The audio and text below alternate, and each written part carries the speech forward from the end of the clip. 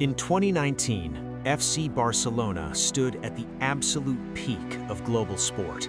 They were not just winning on the pitch, they were dominating the business of football. That year, the club announced something no sports organization in history had ever achieved before.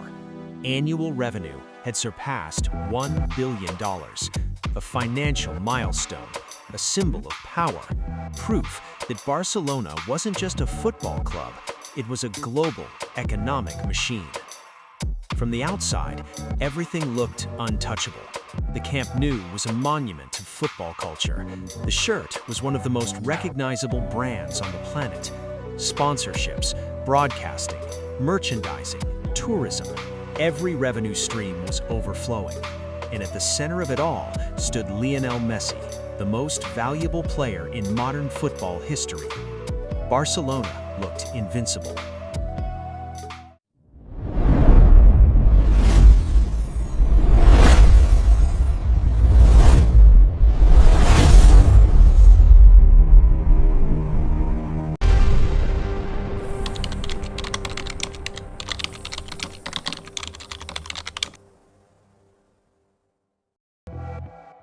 But behind that billion-dollar headline was a reality almost no one fully understood.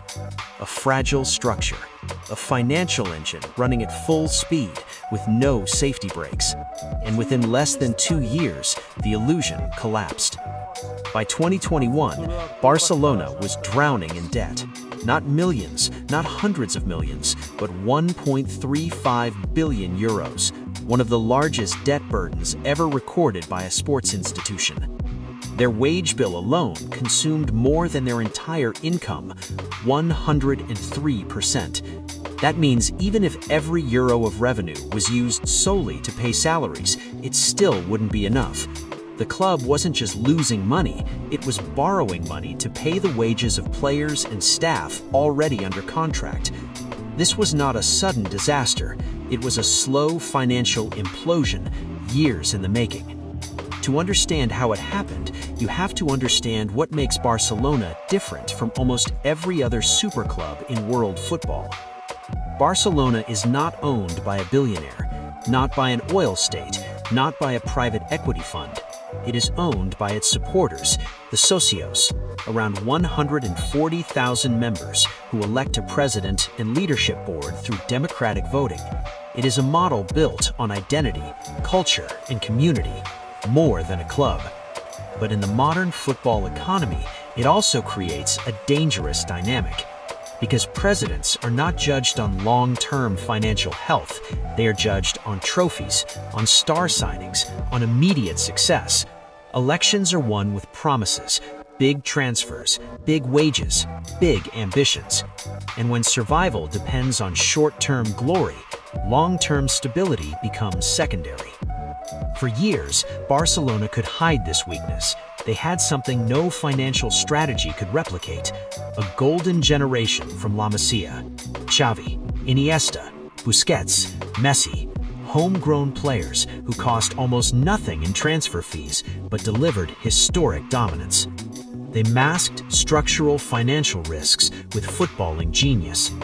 But nothing in football lasts forever. As that generation aged, Barcelona had to enter the transfer market aggressively.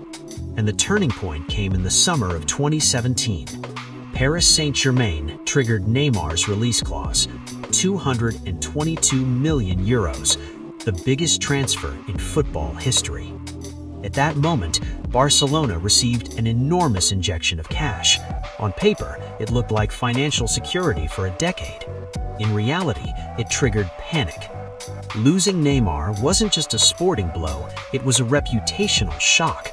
Barcelona suddenly felt vulnerable, and under President Josep Maria Bartomeu, the club reacted with urgency and emotion. They spent aggressively, desperately, and without a sustainable structure. 160 million euros for Coutinho, 140 million euros for Ousmane Dembélé, 120 million euros for Antoine Griezmann. Hundreds of millions of euros spent trying to rebuild the team overnight. But transfer fees were half the problem. The real damage was happening inside the wage structure.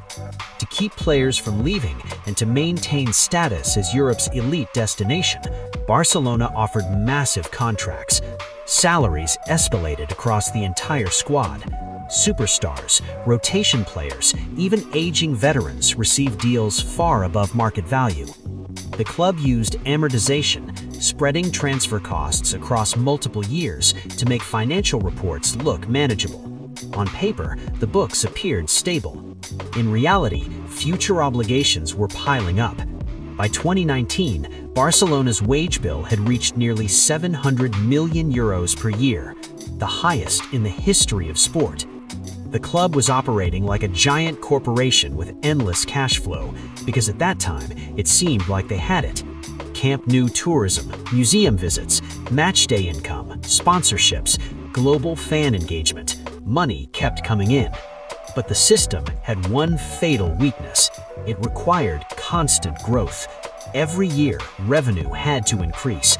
Every season had to break new financial records. Barcelona was not building stability, they were running on a treadmill. Then, the world stopped. The COVID-19 pandemic shut football down. Stadiums closed, tourism disappeared. The museum, one of the club's biggest cash generators, went silent. Matchday income vanished overnight. And suddenly, the engine that sustained Barcelona's financial model collapsed. Without daily cash flow, the club could not manage its short-term obligations. Debt payments, salaries, operational costs, everything tightened at once. The illusion of strength disappeared. At the same time, La Liga's financial rules intensified the crisis. Unlike leagues where owners can inject private money, La Liga enforces strict spending controls tied directly to revenue. As Barcelona's income dropped, their permitted salary cap plummeted with it. They couldn't register contracts, they couldn't maintain their wage structure, and they couldn't operate as before. La Liga offered a solution, a massive investment agreement involving CVC capital partners. Billions would be distributed across Spanish football. Barcelona would receive immediate funds. But in return, they would sacrifice